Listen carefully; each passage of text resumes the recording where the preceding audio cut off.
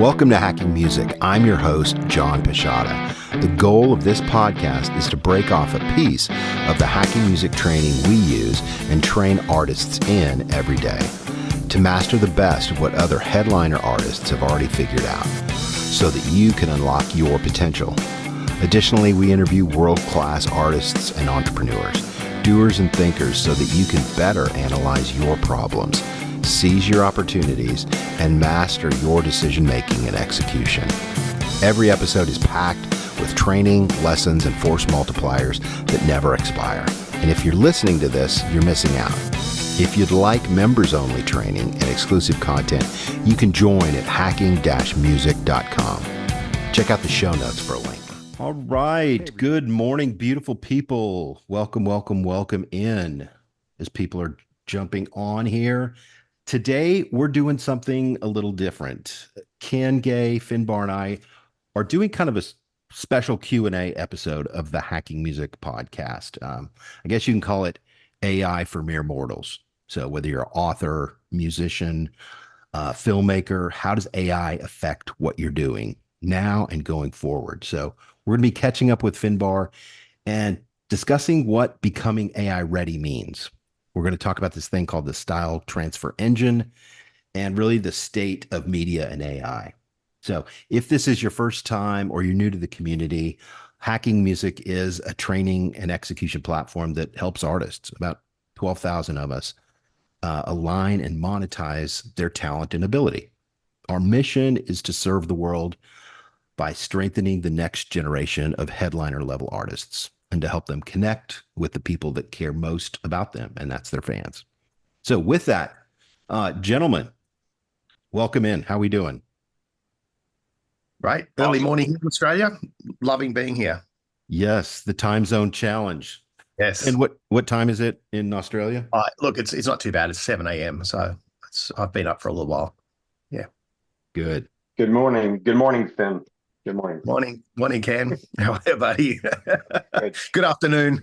Right. Great, guys. Well, I'll kick us off here. Let me say too, as you have questions or thoughts, you can hit reply to this thread to submit your questions below. This is meant to be an open Q&A. So with that, Finn, catch us up. What have you been doing? I know you've got your hands on a lot of things, but a lot of things. So as you know, I've been working in the AI space. I have a data science company behind me of developers, and we've been developing really interesting boutique technologies for government clients, banking, that sort of stuff. Secondarily, I've been on the speaker round around Australia, doing lots of big conferences, speaking with board members from Microsoft, OpenAI, Amazon, working for Rotary, whole universities, really getting them to understand this component that I'm talking about, which is the mindset, the human capability compartment of AI.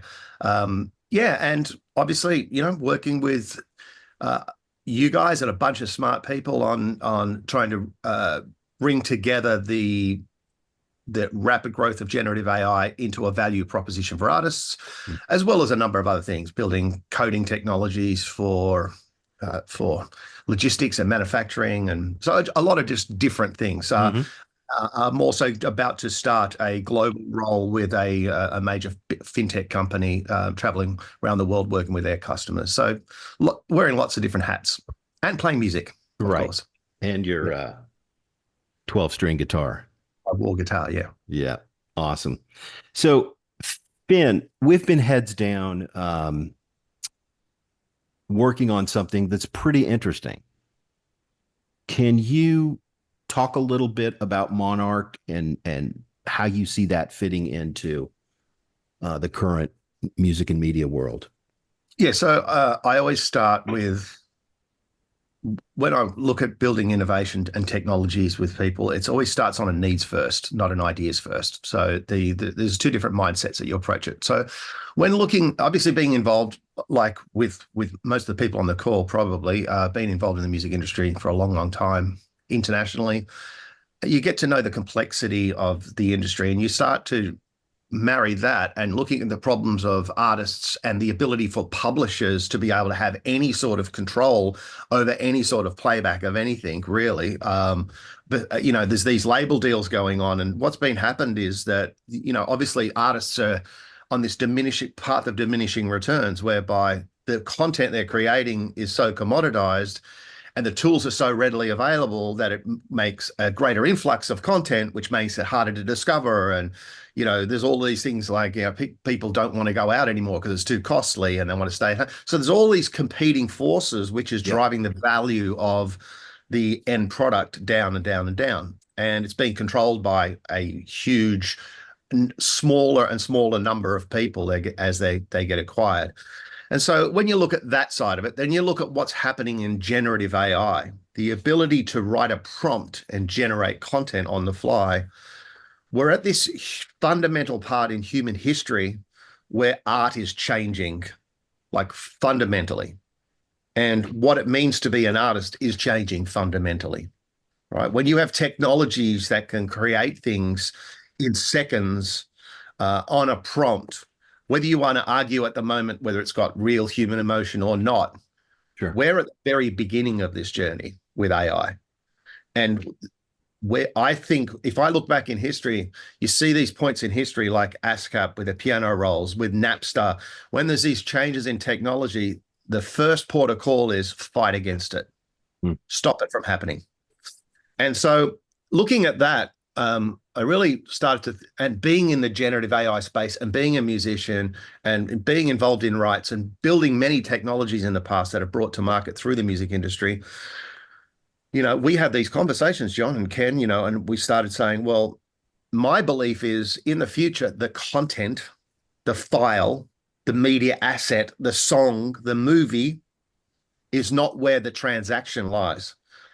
That used to be the old world. And if we think about it from the birth of recorded music, as a listener now, design thinking, putting the listener lens on, the listener has only been able to do a couple of things with that recorded work. Turn up the volume, change the treble and bass, and a bit of EQ.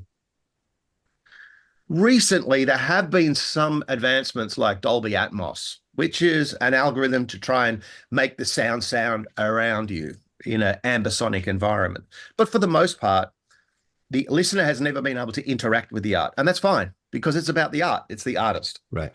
Now we're getting into a world whereby the value of the artist's work is now being demonetized. Well, not demonetized, but it's with 100,000 songs being added to Spotify every day, with the tools to make that anyone with any level of talent can create anything.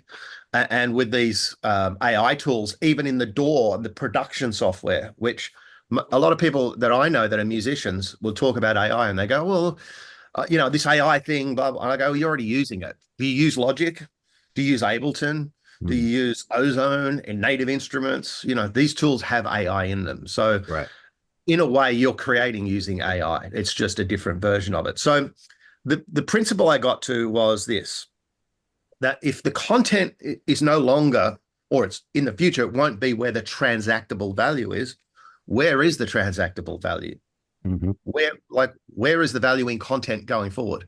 Because I would argue, if I asked a question to everyone on this call, do you think that the music industry model is working for you?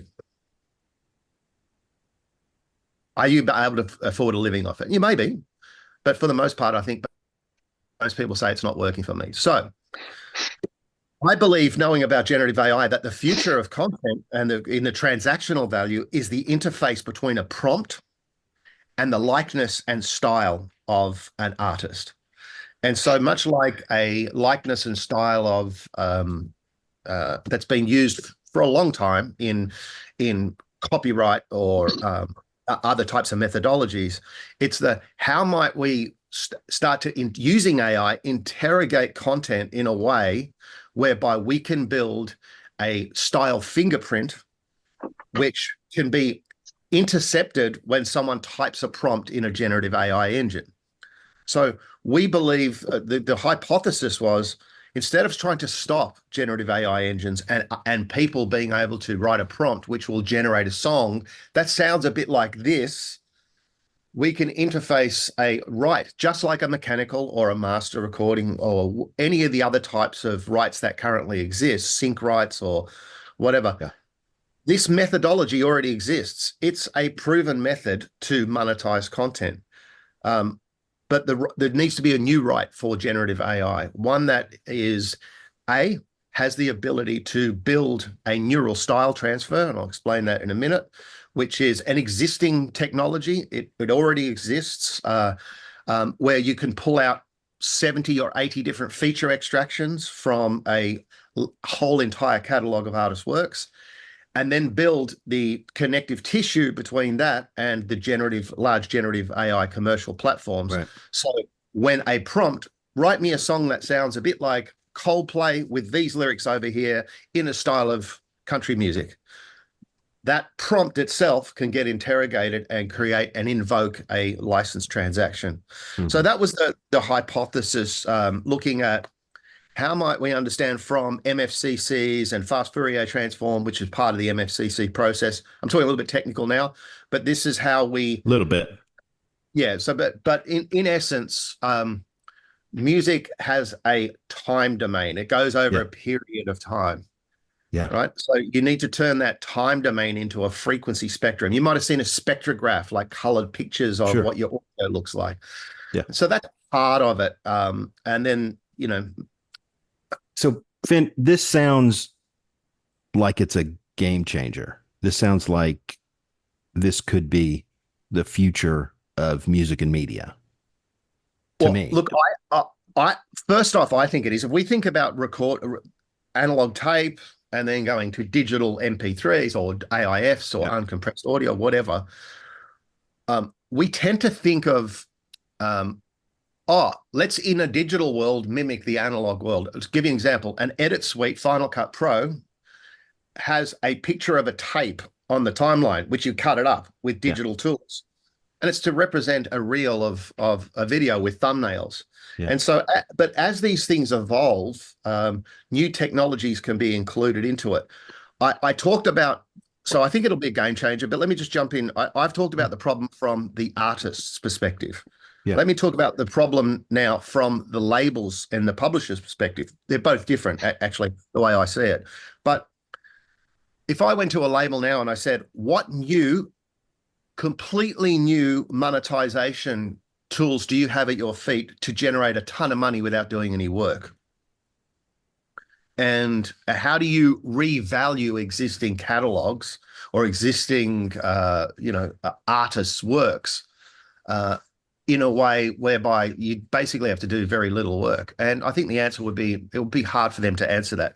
From a publisher's perspective, how would you be able to stop a grand license between YouTube and Universal when an artist's publisher doesn't feel like they're getting enough publishing royalties? What control does a publisher have at the point of every single play?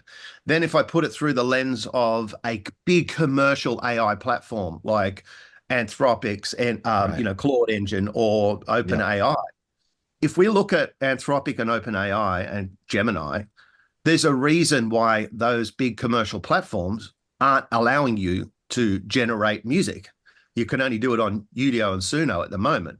And it's because it's complex. They don't want to get sued. There's too many risks involved. They don't want to have to be able to have some government regulation come into them around name and likeness, or don't want to have to explain how their engines are trained and how they can guarantee that there is no breach of any sort of copyright. And so when we look at all of these different stakeholder problems, if we said we can build an interface that allows the artist to be able to create a fingerprint and that to be transacted upon in a prompt generation, if we allowed the artist, the publisher, and the label to basically dictate control on a per play, on a group of plays basis, or on a lifetime basis, or any type of monetization basis, if we allowed commercial AI engines a risk mitigation technique whereby the buy-in from the artists, labels, or the rights owners then allow and decide on the the transaction, it takes that onus away from them. Now, what we've done is we've just unplugged a whole heap of problems and letting the end user do what they want to do, which is interact and say, well, I like Van Halen Hot Fatiga, but I'm having a wine and I want it to be a bit more chilled out jazz version. That doesn't exist, but this is now an art. And that sounds horrible, by the way, just for the record. Well, absolutely. But, horrible to you, but I'm putting my foot down on that for Edward right here, right now. All right. I ain't having it. But the point here is we're now in a world whereby hyper-personalization is where the value lies. And no longer can you say, you can say, here is our one iconic thing, and it still be relevant to the world. So here's the way I say it, what happens. Over time, technology brings new innovations to market. That drives market expectation. So a new thing happens. I'll give you an example. ChatGPT was launched on November 2022. Comes out, right? Explodes. The first thing that happens is people go, oh, I wish that would do it with images. Okay. So then DALL-E comes out. Oh, if we could just do this. What happens is the market expectation changes with every turn of technology. If someone has a product which drives value to a market and the market keeps evolving and the product doesn't evolve to meet the market, then the gap between the value that the product provided and the market gets wider and wider. Right. And so what we've been trying to do here is to go look at the evolution of the market, look at the product and come up with new ways to make that product match that market so we can drive new revenue streams. Love it. Well, hey, as people are jumping on here, let's open it up for questions. Mark, Ken, you guys have anything you want to pummel Finn with?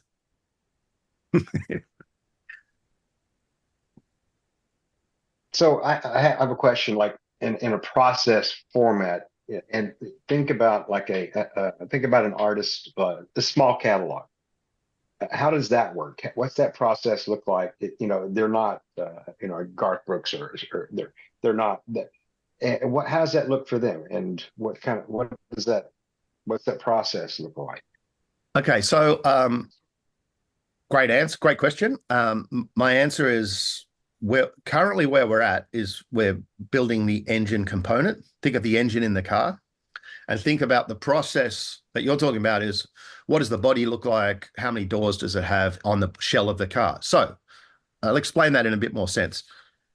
If you're a small artist, the hypothesis is you will go to a site, you will either provide a URL to where your content is secured, or you will upload your content into a secure location.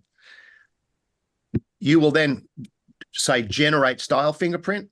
Our APIs will connect to your location and run a whole heap of processes to drive what's called a model weight, an output, which is your fingerprint.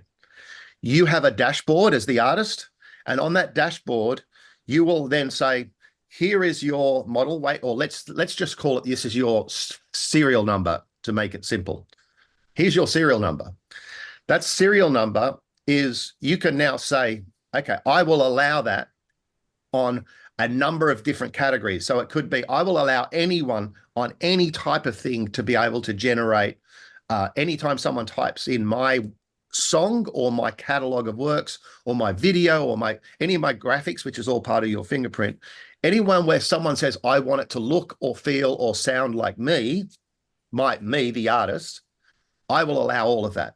Or there could be specific rules that says, I will only allow someone who wants to do something in heavy metal or someone in country, or I will allow a lot of genres, or there'll be a custom request, which will have to be approved by me before I allow so it's basically a roles or rules-based access control system.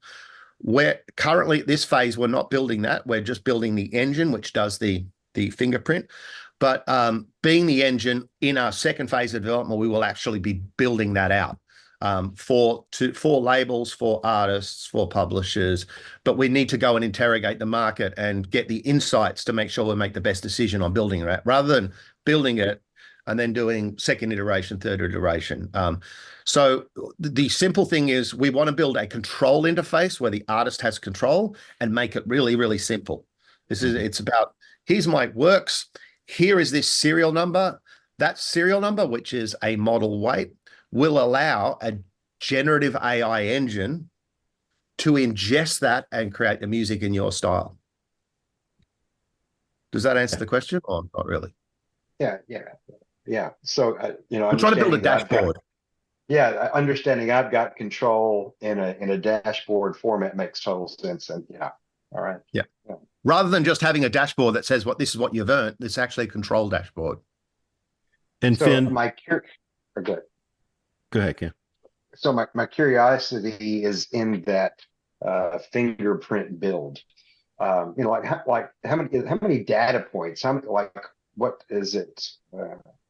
So we've identified, basically on all the work that we've done, we identify 72 different feature extractions, and feature extractions cover everything from timbre, tone, stylistic approach, energy, musical scale, all of that sort of stuff. It's a whole bunch of stuff that gets identified, and then we also do the metadata extraction of.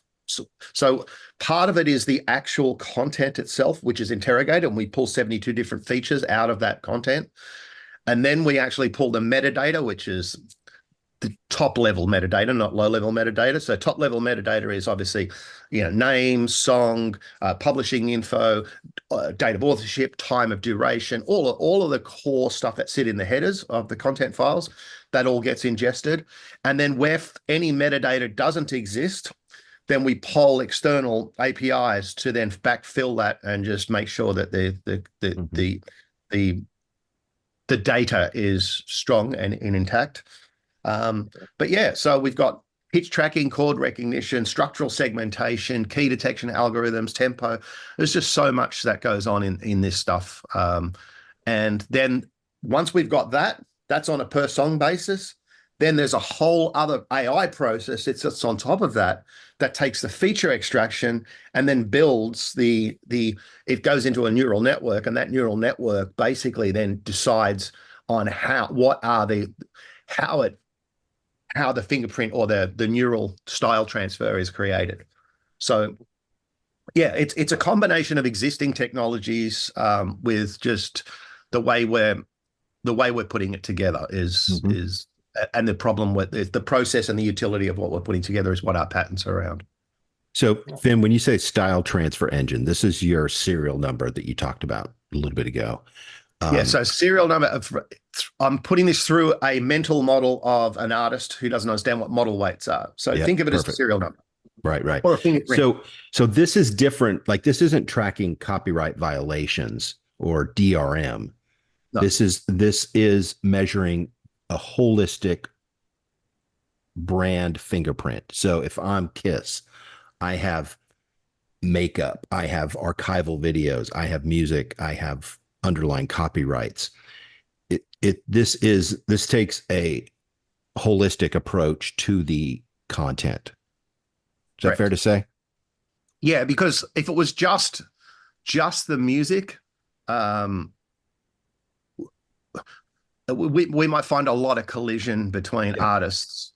So part of the other benefit that when we were coming up with this was that we seem to be in a world nowadays where young artists, or all artists, someone blows up, and then all of a sudden everyone tries to copy that artist, or you find all of a sudden there's 1,000 artists that sound like that artist. Or people are in the country area and they all sound pretty much the same. With the coming up with a style transfer, it starts to invoke a change in mindset for artists to be thinking about how might I be unique so I can create a style fingerprint. Rather than blend in.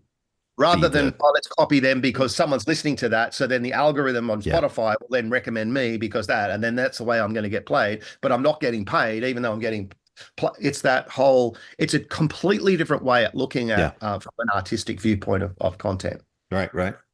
That's awesome. Other questions, guys? Yeah. So if your style transfer engine is going to fingerprint the essence of an artist, serial number, fingerprint, etc., style, voice, name, likeness, how they write, etc., then how are you going to work with the current AI technologies that are already in violation with these guys? And so is the cat already out of the bag with these other apps? So UDO, so you can go in 30 seconds create a song that sounds like Garth Brooks. I want it to be in the style of Toby Mac and be a rap, whatever, whatever that is. So is Monarch going to currently like go out to existing AIs and say, you're in violation? Okay, so awesome question. First answer to that is, for those that think this style thing it's not possible, it's already working. Right. So that's the first thing. I've done it. Yeah, it's done. You can go to Suno right now and do it. And that proves that neural styles are a thing. Right. What isn't a thing is a legal way for you to be able to do that thing. Right. So our model is to first off go and get artist support, people in the music industry support to understand this is the changing face. Get some of that support, and then go and talk to the bigger engines, not the Suno and UDO. But we might talk to them. But our job really is to go to these big engines who already have the same capability, but don't have a legal transaction. So in a way, we're like Visa. We're a transaction interface that allows them and gives them a serial number and a record and governance that if anyone goes and interrogates them, saying, are you compliant? They go, there you go. There's every single serial number that was given to us by Monarch. Yeah. I think of it as the blue check, the good housekeeping seal of approval that removes any liability for the AI. VeriSign or whatever. Yeah. Yeah. And we believe that by enabling the big commercial engines to do this in a legal manner, to take away that complexity, that's going to open the floodgates rather than a smaller player like a Suno or a UDO. Right. But they might jump on board. Yeah. Sure. Absolutely. Great question, Mark. Thank you. Yeah. Thank you. I have had some other questions just before this. A couple of people, because it's early in Australia, that just they asked me to ask a question that was like, what happens if someone wants to type in a prompt of 3 different artists? I want something that sounds like Garth Brooks, but is in the style of Metallica and has lyrics like Bon Jovi. Well, not a problem. It's that what is the prompt is that decides on the who gets paid what. So we're not the ones determining what the actual price is. What we are is providing a gateway that allows the controlling mechanisms for those to make price. So you're not beholden like Spotify that says, here is the price. That's it. That's all you get. And now we're changing our terms. Our methodology is to provide a service that allows the interface where artists can control their content and define how much they get paid. The other question I got, and so when multiple artists are in a prompt, that would invoke multiple transactions, which would need to be resolved. Secondly, I've had a question, which was someone saying, well, what happens if someone just says, here are my words, make me a country song? Who gets paid then? And so we would encourage that, well, because there wouldn't be a right. We wouldn't manage all the complexity of whose country and how many artists are involved in that. What we would do is have the AI engines, part of their process is to then use a chain of thought prompt whereby they would then respond back to the prompter saying, okay, give me an artist that you would like to sound like. Or it's that response mechanism from the AI platform to help drill the prompter into a place where they can then define the style, which would then invoke the transaction, not us trying to make all the complexity on the back end of who gets paid what on a prompt of country. We're about style and likeness to an artist's work, body of work, rather than a whole genre. Right, right. Excellent. So question for the group here. What has been the response for the meetings we've been in? What kind of feedback have we gotten? Well, I'll start off by feedback I've gotten. I've seen, the shift in the thought when the person realizes, oh, this is like totally new. It is a new revenue stream. This, one of the it's a generative right, and that when it clicks with folks that I've been with, all of a sudden it's a vantage point that alleviates every problem that I read about on. It doesn't matter if it's Music World. It doesn't matter what publication I'm looking at. So, everyone's talking. So the previous rights are still intact, but this is additive. Yeah. So that's one of the questions that I do get quite often is, so how does this work with trademarks and existing copyrights? Does this void that? No. This actually stands it up. It actually props it up. It actually gives it the opportunity to be valued. And so it's really astonishing. And it is a game changer. I've had people just sit quiet for a minute after they get it, because you can just see ideas rolling, going, "Wow, this is a whole new perspective to look at this. This is going to change." It solves all these problems that we're looking at, and just like Finn said, we can look in just recent history of the CD sale going away. What are we going to do now? The 360 deals being done. And how everybody shifted, well, here comes something new, and everybody's, there's the first instinct that it seems to be is, let's stop this thing. But, right. In all reality, it's not trying to stop that. You're going to spend too much time trying to do that. Yeah. But how do we work? How does it work within our ecosystem of ownership of these things and these items? And so it gives freedom for everybody. The AI platforms, I have not talked to a AI platform person as of yet. I look forward to that moment to be able to get that, okay, wow, this relieves that. Yeah. So I look forward to those conversations. Yeah. So Ken, question for you. As you're thinking about rollout of the Monarch suite of tools, how will the technology evolve as far as other verticals? I mean, we talk about music and media right now, but where else will this go?